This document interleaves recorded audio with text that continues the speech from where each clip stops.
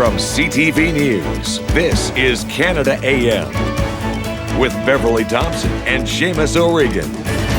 Some hospitals may pose a risk to patients. What about the most unregulated medical practice of them all? Find out why plastic surgery is the Wild West of medicine. That's what Dr. Stephen Mulholland calls it, and what you need to know if you plan on going under the knife. We will be speaking to him coming up. A plastic surgery nightmare. Find out about one woman's botched procedure and what you can do to keep the same from happening to you.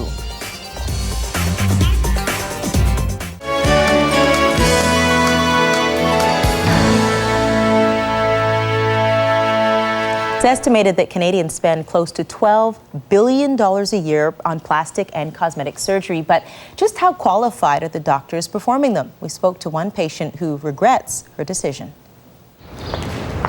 This is Beverly Murphy. 3 years ago, she was offered what seemed the chance of a lifetime, a free cosmetic procedure called a thread lift, basically a facelift without the surgery from her local spa. She was told a plastic surgeon needed patients for a course he was teaching. Beverly didn't quite get what she bargained for. As soon as I looked in the mirror, my whole face was all black and blue and all colors. I thought, oh my God. 2 months later, Beverly's face was still swollen. She says she later found out the doctor teaching the course was not an accredited plastic surgeon. She never thought to ask for credentials. I didn't imagine somebody's going to say they're a plastic surgeon if they're not. It is basically the Wild West of medicine. Dr. Stephen Mulholland says many doctors are lured by big bucks to perform plastic surgery. It's an unregulated industry and it is growing.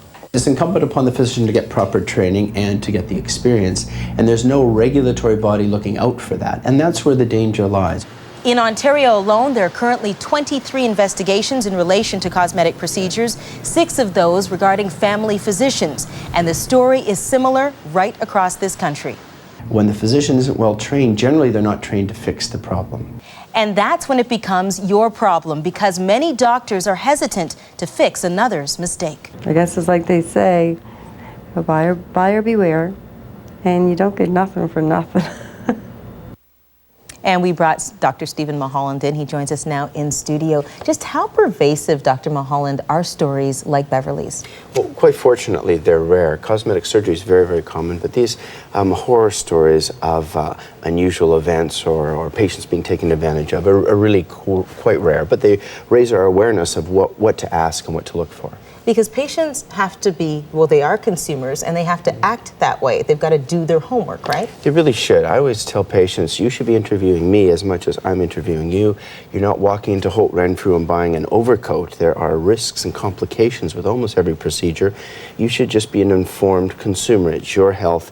You wouldn't walk in off the street and at some promotion have a cardiac bypass procedure, so you should view this with some seriousness. And it tends to be viewed as more of a consumer choice than a medical choice because of all the media stories on cosmetic medicine and cosmetic surgery. And that leads us to checking credentials, which is one of the tips that you have for us. How do you go about doing that? Well, first of all, you want to make sure that you are at least seeing a physician. Are they a licensed physician in the province of Ontario? And that's very easy. With the internet now, simply go on the College of Physicians and Surgeons of Ontario, the CPSO, and there's a website for that, and check, is the physician licensed? So if they're licensed, then you want to know, well, what are they licensed in? Are they a plastic surgeon?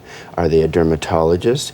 Or are they, a family physician who's tired of family practice and wants to do cosmetic medicine? And so check what is their credentials and specialty training. And then you can go on another website called the Canadian Medical Malpractice Association, the CMPA. It is a website, and it lists, which is public record, any malpractice suits that the doctor may have lost in the practice of their art or their craft.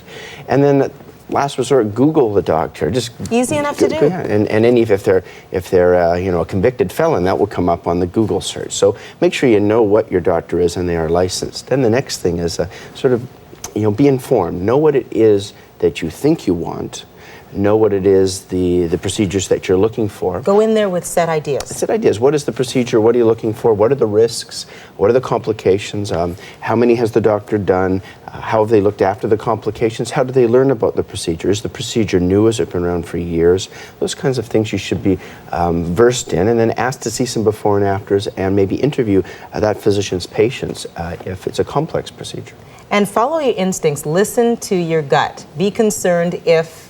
Well, be concerned if it sounds too good to be true. I mean, if they're giving you away a procedure, there's a reason they are. And if it's so inexpensive that you know, that it sounds almost like a disposable or consumable choice, there's probably something suspicious about it as well.